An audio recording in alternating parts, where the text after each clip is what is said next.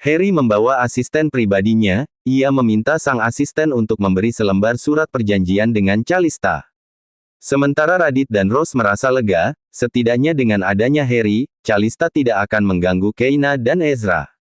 Tanpa membaca isi surat itu, Calista tanda tangan dengan cepat, sementara Julia masih terkejut dengan kenyataan yang menimpa dirinya. Aku harap kau jangan mengganggu kebahagiaan Kayna lagi, jika itu berani kau lakukan, aku tidak segan-segan membuat hidupmu menderita, ujar Harry. Calista berdecak. Katakan saja jika kau mencintai wanita itu, dan wanita itu tidak memilihmu. Diam, bawa dia menuju mansion. Perintah Harry. Tak lama dua orang bodyguard membawa paksa Calista menuju kediaman Harry. Julia membiarkan sang putri, ia geram telah ditipu habis-habian oleh Calista. Rose mengejek Julia, ia puas sekali telah mengalahkan wanita ular itu beserta induknya. Maafkan aku tante, aku telah jatuh cinta dengan menantu cantikmu, ucap Harry. Rose mengangguk mengerti. Siapa yang tidak akan jatuh cinta dengan wanita sebaik Kayna, lemah lembut dan penuh dengan kejujuran. Harry pamit pergi, tinggallah Raditz dan Rose di ruangan itu. Sekarang tinggal masalah Kayna dan Ezra saja, apakah putraku itu masih dihukum oleh menantuku? Tanya Rose pada diri sendiri. Raditz tertawa. Aku rasa tuan muda sedang menikmati karmanya nyonya, sahutnya. Rose mengangguk setuju. Itu sebabnya berhati-hatilah dalam bertindak Raditz. Iya kau kapan menikah? Tanya Rose, seketika Raditz langsung berlalu pergi. Rose tertawa kecil, Raditz selalu saja lari ketika ditanya kapan menikah. Kayna sedang duduk berdua bersama dengan Ezra di halaman samping. Semenjak Kayna memaafkan sang suami, Ezra tidak pernah melepaskan Kayna sedikit pun. Ezra terus menempel bak perangko, bahkan saat Kayna ingin membuang air kecil, Ezra mengikuti. Kayna marah pun Ezra tidak peduli, ia menjaga Kayna bagaikan putri raja. Ezra, aku sesak jika terus kau peluk begini, ucap Kayna. Ia melepaskan pelukan Ezra, tapi yang ada pria itu malah menguatkan pelukannya. Kayna menghela napas panjang, ia kesal sekali dengan suaminya ini. Kayna mencari ide brilian agar Ezra bisa pergi darinya walaupun itu hanya 15 menit saja. Dengar, ada yang memanggilmu. Biar aja, nanti kan ada Pak Mus yang memberitahuku, sahutnya asal. Kayna kesal, rencananya gagal. Aku takut kau pergi dariku, jadi jangan suruh aku untuk pergi darimu, ucap Ezra. Kayna berdecak sebal. Aku jadi menyesal telah memaafkanmu, ucapnya pelan. Apa yang kau katakan, sayang? Aku tidak mendengarnya tadi. Tidak ada, aku tidak ada mengatakan apapun. Dan akhirnya Kayna pasrah saja. Ezra sangat tidak mudah ditipu batinnya. Aku akan mengajakmu makan malam di restoran termewah di kota ini, ucap Ezra. Kayna menatap ke arah Ezra yang ternyata juga menatapnya. Malam ini? Iya, kau ingin honeymoon? Tanya Ezra lagi. Astaga, bahkan Kayna tidak kepikiran dengan itu. Setelah boy kita lahir, aku akan mengajakmu jalan-jalan ke Paris. Mengapa harus menunggu boy? Aku takut akan mengganggu kesehatanmu nanti. Jadi setelah boy lahir baru kita akan mengelilingi dunia ini sepuasmu, jelas Ezra. Kayna mengangguk setuju. Untuk saat ini hal lain dulu ya, kau juga tidak pernah menghabiskan uangku, kau tahu, uangku akan percuma saja jika memiliki istri hemat sepertimu, ucap Ezra. Kayna tersenyum tipis. Kita saja baru mesra sekarang ini Ezra, jangankan uangmu, kau tidak marah dan tidak memakiku dalam sehari saja itu sudah sulit. Ezra terdiam, ia merasa terpojok dengan ucapan sang istri, ia menjadi teringat akan adegan saat menyiksa Kayna dulu. Sudah, jangan membahas masa lalu, aku ingin kita bahagia satu sama lain, yang sudah berlalu biarlah berlalu, ucap Kayna sembari tersenyum lebar kepada sang suami. Ezra sangat bersyukur Kayna memaafkannya, ia berjanji di dalam hatinya untuk selalu membahagiakan dan juga menjaga Kayna selalu. Tiba-tiba Raditz datang menghampiri mereka. Tuan, klien kita dari Jepang sudah menunggu di perusahaan utama, kau harus segera menemui mereka, ucap Raditz. Ezra mengangguk mengerti. Kayna, aku harus pergi bekerja dulu ya, ucapnya pamit kepada sang istri tercinta, ia meraih tangan Kayna agar berdiri di sampingnya. Pulanglah ketika makan malam, aku akan memasak lagi untukmu, ucap Kayna. Seketika Ezra teringat akan tumis pir dan apel. Aku tidak janji. Kau harus pulang, atau aku dan Boy tidak akan bicara padamu lagi. Ancamnya, seketika Ezra mengangguk pasrah. Baiklah, sahutnya pasrah, sementara Radit menahan tawanya kala melihat tuan mudanya yang sangat patuh dengan Keina. Ezra mengecup kening Keina lalu berjongkok menempelkan wajahnya ke arah perut Keina. Ayah pergi kerja dulu ya, Boy, jangan rewel dan jaga mama dengan baik, ucapnya. Ezra memberikan kecupan singkat di perut sang istri. Keina merasa sangat geli, tapi ia hanya pasrah saja, bagaimanapun itu adalah bentuk kasih sayang Ezra kepada buah hati mereka. Radit sedikit heran kala melihat tuan mudanya yang bersikap seperti itu dan Keina tidak marah sama sekali. Syukurlah, mereka sudah baikan, gumam Radit di dalam hati. Setelah pamit ini itu kepada sang istri tercinta, Ezra berlalu pergi bersama dengan Radit. Tinggallah Keina seorang diri di halaman samping, ia melihat kepergian Ezra sembari mengelus perutnya. Kau dengar kata ayah, sayang. Jangan rewel dan jaga mama, ucapnya. Keina seringkali berbicara kepada bayinya sekalipun ia tidak tahu apakah anaknya mendengar ucapannya atau tidak.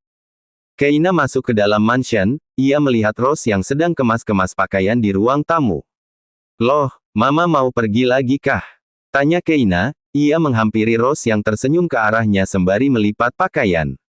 Iya sayang, mama akan pindah ke mansion kedua, jawabnya. Loh kenapa begitu, ma? Tanya Keina lagi, ia akan kesepian jika mama mertuanya tidak ada di mansion luas ini. Mama rasa, kau dan Ezra memerlukan waktu berdua. Waktu berdua, mama jangan ngaco deh, Keina sangat suka ada mama di sini, potong Keina. Rose meraih tangan sang menantu lalu mengajaknya untuk duduk di sofa. Mama ingin kau memaafkan Ezra tanpa ada rasa segan dengan mama, jadi mama dan ibumu berencana akan tinggal di mansion kedua. Dengan ibu, iya, mama mengajak ibumu untuk tinggal bersama saja dan jangan menjual kue lagi, jelasnya. Keina memeluk Rose, ia sangat bersyukur memiliki mertua sebaik ini. Keina melepas pelukannya, ia menatap Rose intens. Padahal aku miskin ma, sangat tidak pantas untuk menjadi menantumu, ucap Keina. Rose tersenyum tipis. Mama dan ayahmu dari dulu tidak pernah menilai orang dari kastanya, sayang, kami mengutamakan hati dan prinsip hidupnya, ucapnya. Rose mengambil sesuatu dari tasnya. Ternyata itu foto almarhum sang suami. Keina seperti melihat Ezra di dalam foto itu. Dia sangat mirip dengan Ezra, dan sikapnya dan segala sesuatu yang ada pada dirinya ada pada diri Ezra, ujarnya. Air mata Rose mengalir membuat Keina ikut menangis. Jika dia ada di sini, aku yakin dia akan senang mendapatkan menantu sebaik kamu dan bisa menyembuhkan Ezra. Lanjutnya, Keina memeluk Rose, ia tidak ingin wanita itu menangis lagi. Mama mengharapkan yang terbaik untukmu dan Ezra, sayang. Mama benar-benar mengharapkan hal itu dengan hubungan kalian. Keina melepas pelukannya, ia melihat wajah cantik Rose yang mulai menua, penuh dengan kebahagiaan. Keina sudah memaafkan Ezra, ma, ucap Keina pelan. Rose seperti tidak percaya dengan apa yang dikatakan menantunya. Aku sudah memaafkannya, aku melihat cinta yang sangat dalam di matanya, walaupun aku tidak tahu, apa itu cinta atau hanya rasa tanggung jawabnya kepada Boy. Lanjutnya, Rose langsung meraih tangan Keina lalu menciumi tangan itu dengan penuh kasih. Rose menangis sambil mencium tangan Keina, ia seperti mimpi mendengar Keina memaafkan semua kesalahan Ezra selama pernikahan mereka. Mama jangan nangis, ucap Keina, ia mengusap air mata Rose. Ini air mata bahagia, sayang, Ezra, benar-benar beruntung memiliki dirimu, ujarnya. Rose tidak tahu ingin bicara apa lagi. Hanya air mata dan senyuman di bibirnya yang dapat mendeskripsikan hatinya sekarang. Jika anak itu nakal lagi padamu, mama akan membunuhnya. Ucap Rose dengan tegas. Keina tertawa. Mama serius loh, sayang. Iya mama, Keina percaya. Rose tersenyum tipis, ia merasa yakin sekarang dengan keputusannya untuk pindah ke mansion kedua saja bersama dengan Renata. Setelah puas berbicara satu sama lain, Rose sudah berlalu pergi.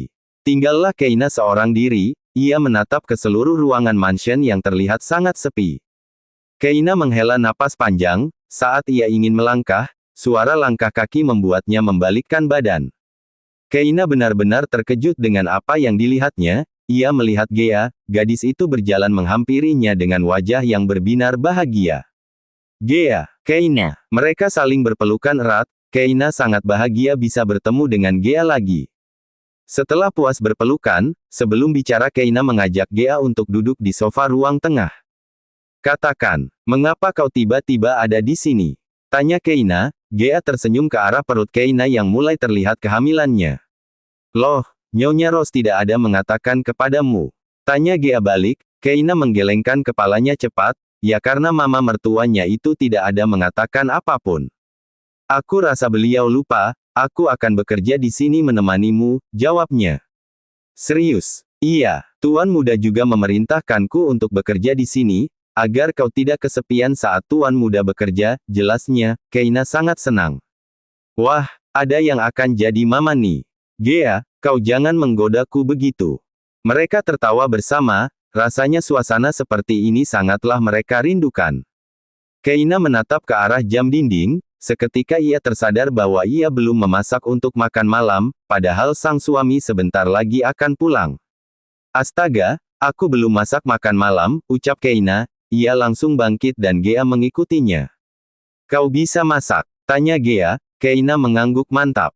Aku sedikit tahu, dan aku ingin memasak strawberry bening kali ini, ucap Keina dengan senyum di wajahnya. Gea ternganga saat mendengar apa yang akan dimasak oleh Keina.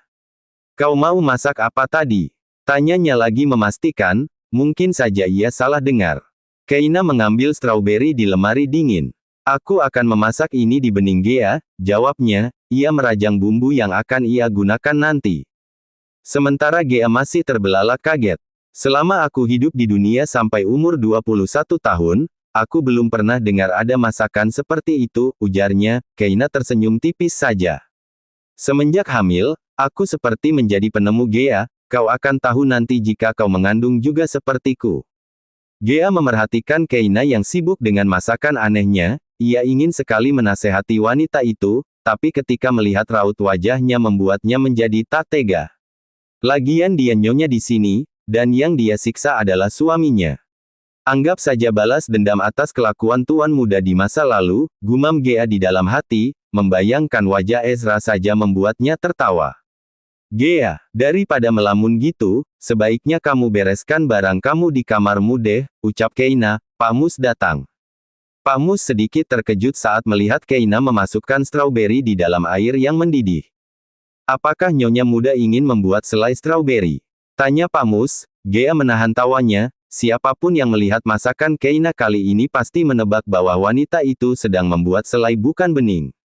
Aku sedang membuat bening strawberry, Pak Mus, jawabnya. Pak Mus menatap ke arah Gea yang menaikkan bahunya tanda tak tahu dengan apa yang terjadi dengan Keina. Oh iya Pak Mus, tunjukkan di mana kamar Gea, perintahnya. Baik Nyonya Muda. Pak Mus dan Gea berlalu pergi meninggalkan Keina seorang diri. Keina tidak sabar menyajikan masakannya kepada sang suami, rasanya ia sudah sangat merindukan pria itu. Setelah selesai dengan penemuannya, Keina menunggu Ezra di ruang tamu. Tak lama ia menunggu, Radit memasuki mansion tanpa Ezra. Loh di mana Ezra? Tanya Keina. Ia melihat ke belakang tubuh Radit, tapi suaminya itu tidak juga terlihat. Tuan Muda, di mana? Tanya Keina lagi, kali ini ia bertanya dengan intonasi tinggi. Tuan Muda lagi ada urusan di kantor, beliau lembur, jawab Radit. Keina tidak percaya itu. Keina curiga melihat gerak-gerik Radit, entah kenapa Keina merasa ada yang aneh dengan Radit malam ini. Oh begitu, ya sudah, kalau begitu aku akan tidur saja dulu, ucap Keina. Ia pura-pura percaya saja. Radit mengangguk saja. Keina berlalu pergi menaiki tangga menuju kamar utama. Setelah Keina sudah tidak terlihat, Radit berlalu pergi menuju pintu keluar. Dan ya, ternyata Ezra sedang bersembunyi di antara bunga-bunga yang ada di halaman depan. Tuan Muda, panggil Radit, ia tidak tahu ada di bunga mana Tuan Mudanya. Hei, aku di sini, ucap Ezra pelan, tapi untungnya Radit masih mendengarnya. Ezra mengajak Radit menuju bangku yang ada di halaman samping, mereka berjalan secara mengendap-endap agar tidak ada yang tahu keberadaan mereka. Dia tidak curiga kan? Tanya Ezra. Radit menggelengkan kepalanya cepat. Sebenarnya ada apa sih, Tuan?